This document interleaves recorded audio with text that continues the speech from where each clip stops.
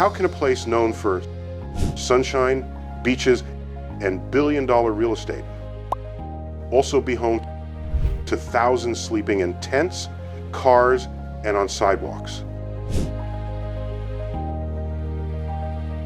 Florida, the so-called paradise for retirees and tourists, has become one of the darkest front lines in the growing crisis of homelessness in America.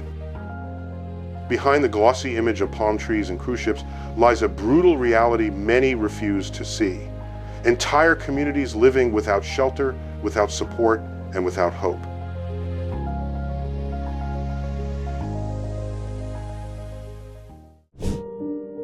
While national conversations often spotlight California or New York, Florida's homeless crisis has grown faster, louder, and more desperate than most care to admit.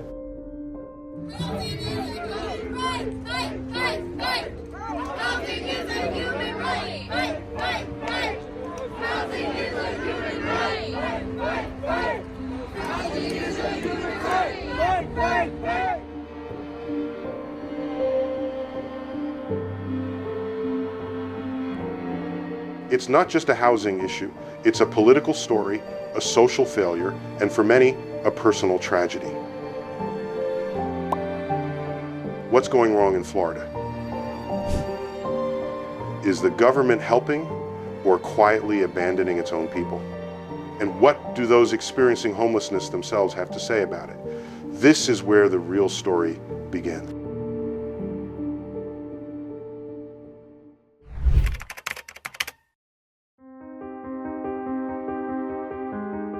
In 2025, Florida stands at a critical juncture in America's deepening housing crisis. With nearly 30,000 people experiencing homelessness on any given night, the state now ranks among the most visibly and structurally impacted across the country. The issue is not confined to one city or region. It stretches across urban centers, coastal towns, and even inland counties. From Miami to Orlando, from Tampa Bay to Jacksonville, the same troubling patterns repeat. Rising rents, stagnating wages, vanishing affordable housing, and a system that seems designed to fail those most in need.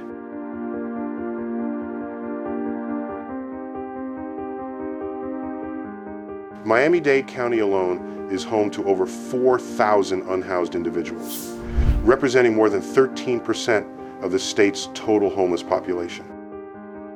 In Hillsborough, Orange, and Pinellas counties, the growth rate of the homeless population has hovered around 10–12% annually since 2023, fueled in part by a sharp rise in cost of living. Median rent statewide has increased by nearly 25% over the past 3 years, yet minimum wage growth has barely kept pace with inflation. Even for those working full-time jobs, stable housing is slipping out of reach.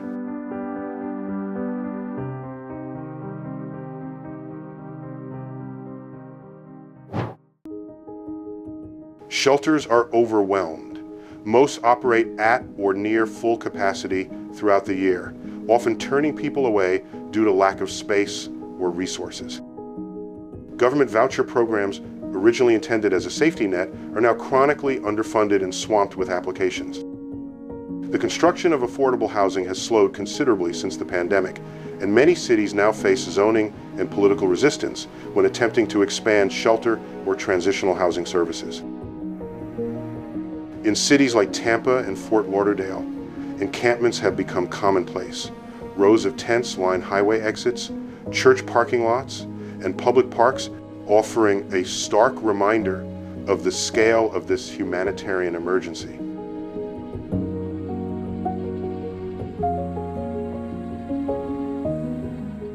Importantly, the demographics of Florida's homeless population have shifted. No longer is homelessness confined to a narrow profile of the mentally ill or chronically unemployed. Families with children, veterans, elderly individuals on fixed incomes, and service workers all are increasingly at risk. In fact, as of 2025, nearly 40% of Florida's unhoused population is estimated to be working at least part-time. This change challenges long-standing stigmas and reveals the structural nature of the problem. A missed paycheck, a medical emergency, or a rent hike can send an otherwise stable person into a spiral of displacement. Is this the natural outcome of an unchecked housing market driven by profit over people? Or is it the result of deliberate policy choices that prioritize short-term economic growth over long-term social stability? Florida's booming tourism and real estate markets have not translated into broader housing security. Instead, they have widened the gap between rich and poor, between housed and unhoused. The tents in downtown Orlando or along Miami's waterfront are not anomalies. They are warning signs.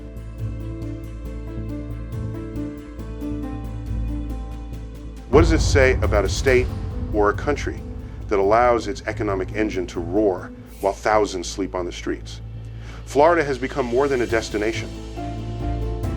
It has become a case study in what it truly means to be homeless in America. Not just without a roof, but without a system that sees you, hears you, or protects you.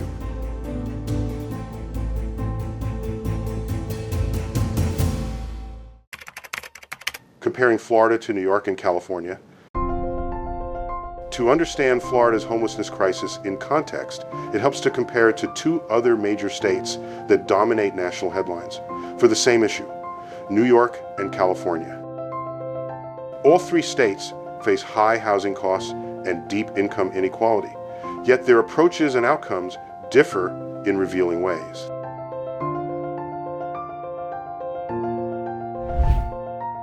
California, long seen as the face of the homeless in America, has the largest unhoused population in the country, well over 180,000 people as of 2025.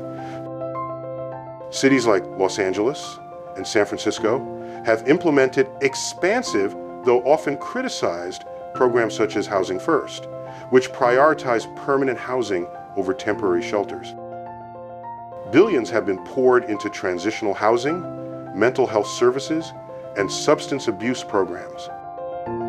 Despite these efforts, many cities continue to grapple with overcrowded encampments and overwhelmed public system. But crucially, California enforces a legal right to shelter in some counties, and funding, though imperfect, is substantial.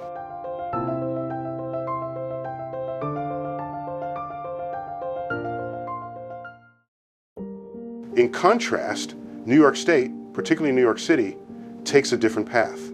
By law, the city must provide shelter to anyone who requests it. This legal obligation, unique in the US, has led to a massive shelter network housing, over 60,000 people nightly in NYC alone. The system is not without flaws. Crowding, safety concerns, and high costs persist. But at the very least, shelter is a guaranteed right. Florida, however, offers no such guarantees. The state lacks a legal right to shelter, and public funding for affordable housing has repeatedly been slashed or diverted. Many local governments in Florida have instead opted for criminalization measures, banning public camping, restricting panhandling, or forcing unhoused people to relocate under threat of arrest. Between 2020 and 2025, at least 7 major Florida cities passed ordinances aimed at displacing homeless individuals rather than housing them.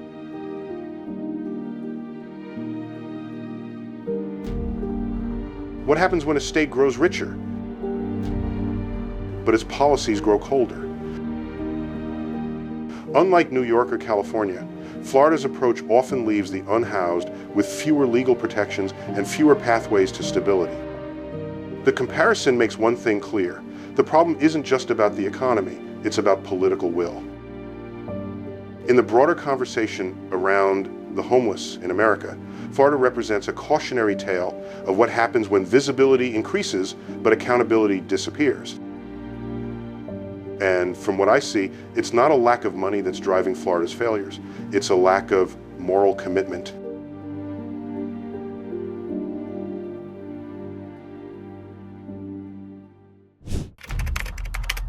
government solutions and social welfare focus. How is the state responding to the unfolding homelessness crisis? In recent years, Florida's official strategy has tilted more toward containment than meaningful reform.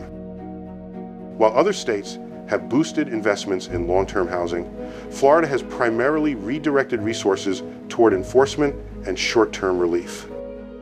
At best, its approach reflects the essence of managing symptoms rather than curing the disease.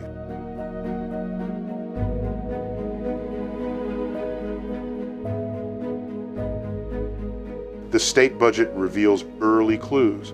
Since 2021, Florida has reallocated significant funds from public housing programs to law enforcement and public safety initiatives. Consequently, fewer affordable housing units have been built, and emergency shelter capacities remain stagnant. Even so, some local authorities have introduced temporary pop-up shelters during hurricane seasons, a practice that, although useful in a crisis, fails to provide sustained support.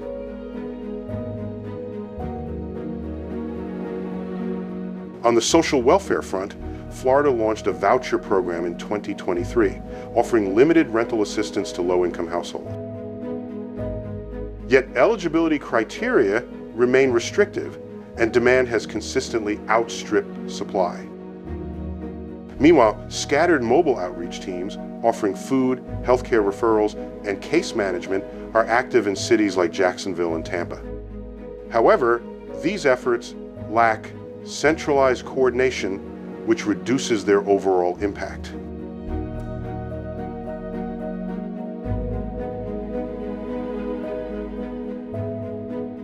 Moreover, the state has favored ordinance-based solutions. By criminalizing public camping and panhandling in downtown areas, local governments aim to keep visibility low.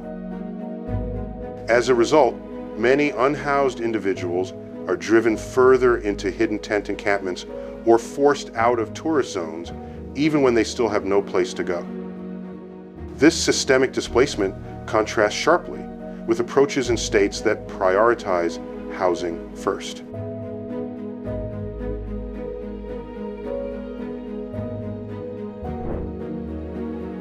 Overall, Florida's social welfare strategy remains fragmented and reactive. Instead of constructing a supportive infrastructure, its policies often resemble damage control. Could funding shift from policing to prevention? Could voucher systems become more inclusive? Could local coordination improve outcomes? Until those shifts occur, the ongoing cost of being homeless in America will remain painfully visible on Florida's streets.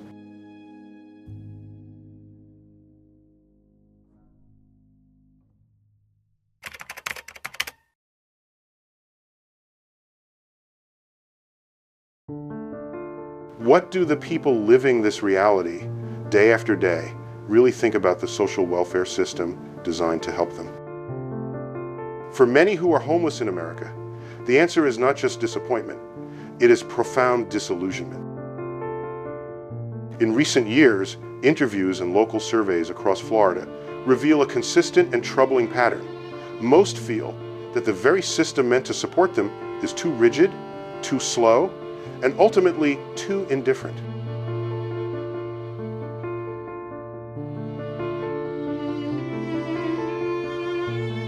Instead of being a pathway towards stability, social services are often seen as labyrinths filled with obstacles.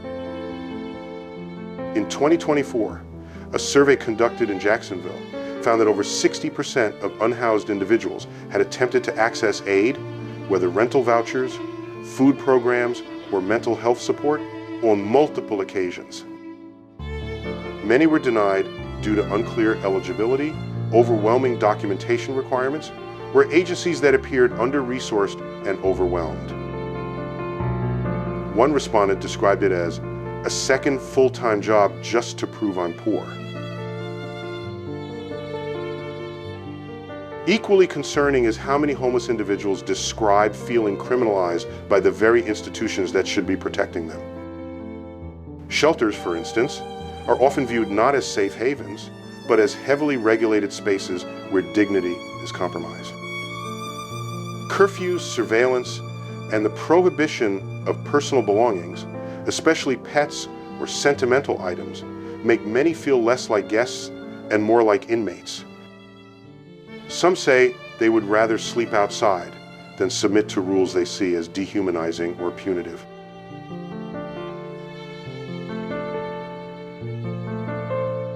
There's also a growing mistrust of programs that offer help under restrictive or conditional terms. In cities like Orlando and Tampa, multiple individuals have reported that enrolling in certain welfare programs required mandatory participation in religious services, daily check-ins, or even unpaid labor. While these models may be grounded in discipline or structure, to many they feel coercive and disrespectful.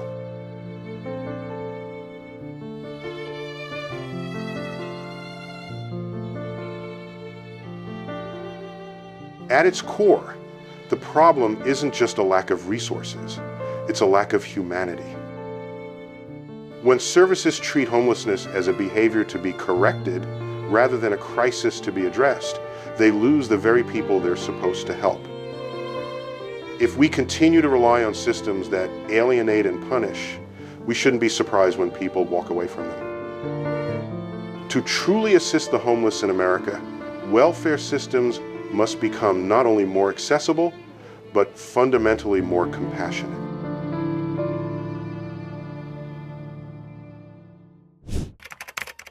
Addiction, a trap and a symptom. Why do so many people who are homeless in America turn to substances? In Florida, as in many parts of the United States, substance use often emerges as both a response to emotional hardship and a path that further complicates recovery. While the circumstances vary, recent data suggests that between 40 and 50% of unhoused individuals in major cities report challenges related to alcohol or drug use. This correlation isn't always direct or inevitable, but given the harsh realities of street life, it is often an understandable reaction to prolonged stress and instability.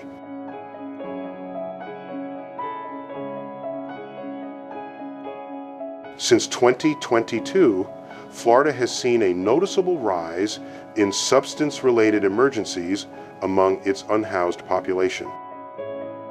In Miami-Dade County, for example, emergency services reported close to a 20% increase in opioid-related incidents involving unhoused individuals between 2022 and 2024. These substances often provide momentary comfort, a brief sense of relief from cold nights, hunger, or emotional isolation. However, that short-term relief can lead to longer-term complications for both physical and mental health.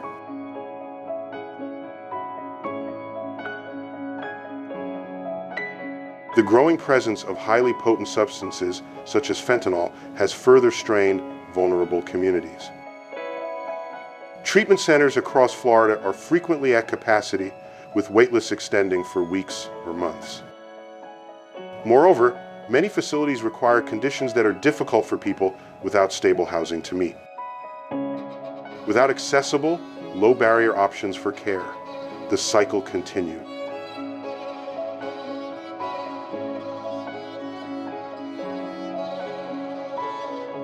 Yet it's important to recognize that addiction is rarely the root cause of homelessness. Rather, it reflects deeper gaps in housing, employment, and mental health services. In this context, substance use becomes a symptom of broader systemic failure, Tom, not a reflection of personal weakness. Are we treating the underlying hardship or simply trying to contain its visible effects? Fortunately, some Florida cities have begun to invest in harm reduction strategies.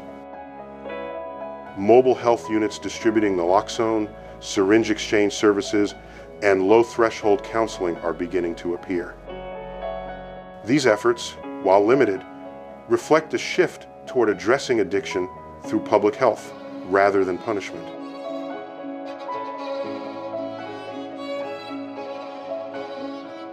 Still, challenges remain. In many cases, substance use is met with legal consequences rather than therapeutic support. This leads to a recurring cycle: displacement, vulnerability, enforcement, and back again. Without reimagining addiction as a public health concern rooted in compassion and accessibility, Florida's broader efforts to support the homeless in America will continue to fall short.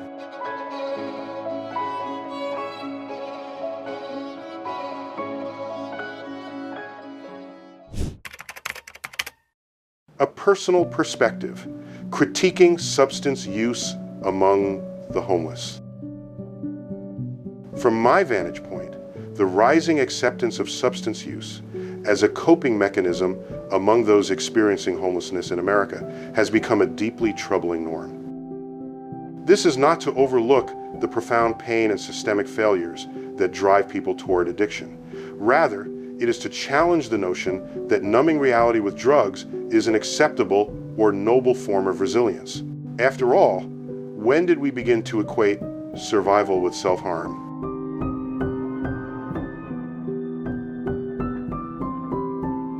Recent studies in Florida highlight this alarming trend. Between 2022 and 2024, the share of unhoused individuals reporting daily substance use climbed by around 15%. This group includes not only opioids, but also alcohol, methamphetamines, and increasingly potent forms of fentanyl.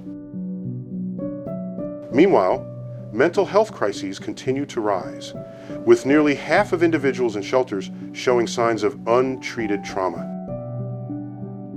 To me, these are not independent epidemics. They are intertwined consequences of a society that effectively abandoned its most vulnerable.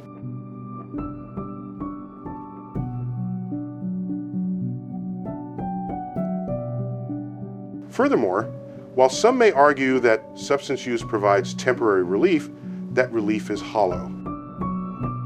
It deepens isolation, worsens physical and mental health, and often leads back into the criminal justice system. I find it deeply disturbing that policies aimed at helping those who are homeless in America can sometimes seem to accept addiction as inevitable rather than confronting it with urgency and compassion.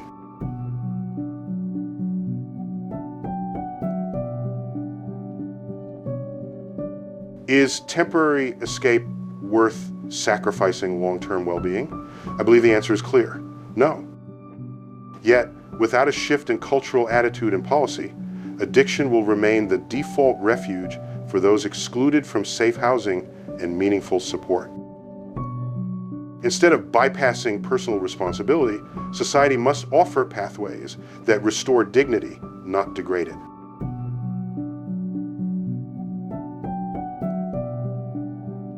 In my view, condoning substance use as an understandable side effect of hardship risks normalizing self-destruction. Even more problematic, it allows policymakers to sidestep deeper accountability, providing solutions that treat symptoms rather than causes. In the broader story of homelessness in America, we must demand more than temporary fixes. We must insist on transformation, both in our systems and in how we value human life.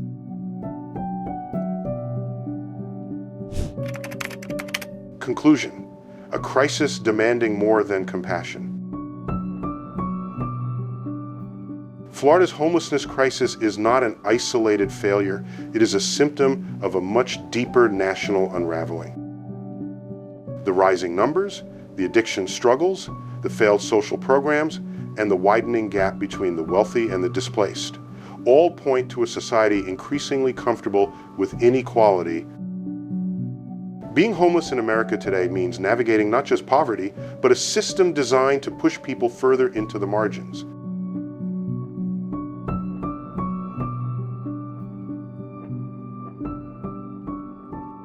Throughout this journey, we've seen how Florida's policies contrast sharply with those in New York and California, sometimes for the worse.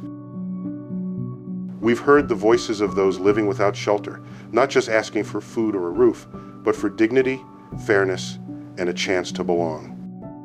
And we've asked the hard questions. Are we doing enough? Are we looking away because it's easier than confronting uncomfortable truths? The answer is clear. Compassion alone is no longer sufficient. What's needed is structural change. Housing, first policies that work, mental health care that heals, and social welfare systems that lift rather than punish. If we continue to ignore this crisis, the cost will not just be visible in tent cities and jail cells, but in the moral fabric of the nation itself. Homeless in America should never be a life sentence.